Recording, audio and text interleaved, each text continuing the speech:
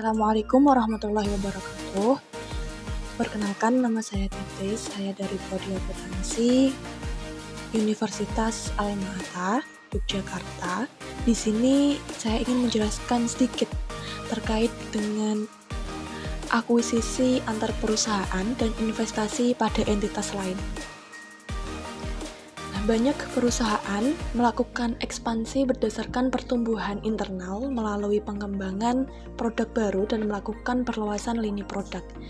Akan tetapi, pada dekade belakangan ini, banyak perusahaan yang memilih untuk melakukan perluasan dengan bergabung atau mengakuisisi perusahaan lain. Sehingga perluasan bisa dilakukan melalui dua cara. Yang pertama, perluasan dari dalam, yang kedua, perluasan melalui penggabungan usaha. Yang pertama, perluasan dari dalam. Ini perusahaan yang hendak melakukan kegiatan operasi melalui entitas usaha yang terpisah, biasanya memilih bentuk anak usaha, perusahaan joint venture, atau persekutuan.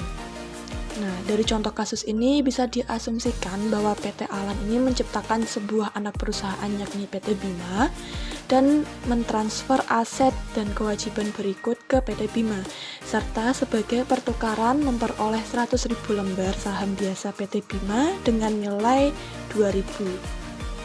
Di sini ada kas senilai 70 juta, persediaan 50 juta, tanah 75 juta. Sedangkan bangunan dan peralatan ini mengalami penyusutan, yakni sebesar 80 juta dan 160 juta. Dan totalnya semuanya 435 juta. Kemudian PT Alan mencatat transaksi dengan jurnal sebagai berikut. Ini investasi pada saham biasa PT Bima sebesar 435 juta. Ini didapat dari jumlah semua dari nilai buku. Lalu akumulasi penyusutan sebesar 150 juta. Ini didapat dari 100 juta dikurangi 80 juta, lalu nanti ditambah dengan 250 juta dan dikurangi 160 juta. Kemudian ada kas 70 juta, persediaan 50 juta, tanah 75 juta, bangunan 100 juta, dan peralatan 250 juta. Kemudian PT Bima mencatat transaksi dengan jurnal sebagai berikut, yakni kas 70 juta, persediaan 50 juta, tanah 75 juta, bangunan 100 juta, peralatan 250 juta. Dan pada posisi kredit itu ada akumulasi penyusutan 110 juta, saham biasa 200 juta, dan tambah modal disetor 235 juta. 200 juta ini kita dapat dari 100.000 dikali 2.000. Lalu tambahan modal disetor ini kita dapat kurangkan dengan investasi pada saham. Kemudian yang kedua, penggabungan usaha. Yakni suatu penggabungan usaha terjadi ketika dua atau lebih perusahaan bergabung dalam satu kontrol yang sama. Lalu suatu penggabungan usaha terkait dengan penggabungan atas pengendalian kepemilikan dua atau lebih perusahaan yang sebelumnya merupakan entitas terpisah. Kemudian ada bentuk-bentuk penggabungan usaha, yakni ada 3. Yang pertama, merger, yaitu penggabungan usaha yang mana hanya akan ada satu perusahaan yang bertahan dan dari berbagai perusahaan yang bergabung, dan perusahaan yang lainnya itu nantinya akan dibubarkan. Yang kedua ada konsolidasi, yakni penggabungan usaha yang mana kedua perusahaan yang melakukan penggabungan usaha langsung dibubarkan dan aset kewajiban dari kedua perusahaan ditransfer ke perusahaan yang baru dibentuk. Yang ketiga ada akuisisi saham.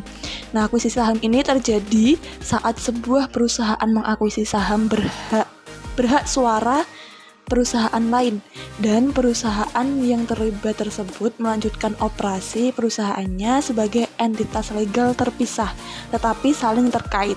Hubungan yang terjadi pada akuisisi saham ini sering disebut dengan hubungan induk anak perusahaan. Prosedur spesifikasi yang digunakan dalam akuntansi penggabungan usaha bergantung pada proses penggabungan usaha yang dilakukan dengan akuisisi aset dan akuisisi saham.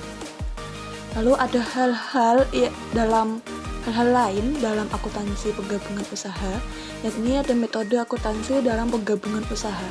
Ini ada dua. Yang pertama ada metode pembelian, di mana penggabungan usaha merupakan suatu transaksi yang memungkinkan suatu entitas memperoleh aktiva bersih dari perusahaan lain yang bergabung. Berdasarkan pada metode ini, maka perusahaan akan memperoleh atau membeli atau juga mencatat aktiva yang diterima dan kewajiban yang ditanggung sebesar nilai wajarnya. Yang kedua ada metode penyatuan kepemilikan. Nah, ini diasumsikan bahwa kepemilikan perusahaan yang bergabung adalah satu kesatuan dan secara relatif tetap tidak berubah pada entitas yang baru. Hal ini dikarenakan tidak adanya salah satu pun dari perusahaan yang bergabung dianggap telah memperoleh perusahaan yang bergabung lainnya. Tidak adanya pembelian, tidak adanya harga pembelian karena hal tersebut tidak ada dasar pertanggungjawaban yang baru. Nah, dengan demikian maka nilai buku dari kedua perusahaan tersebut akan dibawa. Akan tetapi pada tahun 2001 di Amerika Serikat, FASB ini menghapuskan metode penyatuan kepemilikan. Nah, meskipun metode ini tidak lagi diperbolehkan untuk digunakan, tetapi penggunaan metode ini sebelum metode tersebut dihapus membuat pengaruh dari metode ini masih terlihat di tahun-tahun yang mendatang. Sekian dan terima kasih. Mohon maaf jika ada kesalahan karena saya juga masih belajar. Wabillahi taufiq wal hidayah. Wassalamualaikum warahmatullahi wabarakatuh.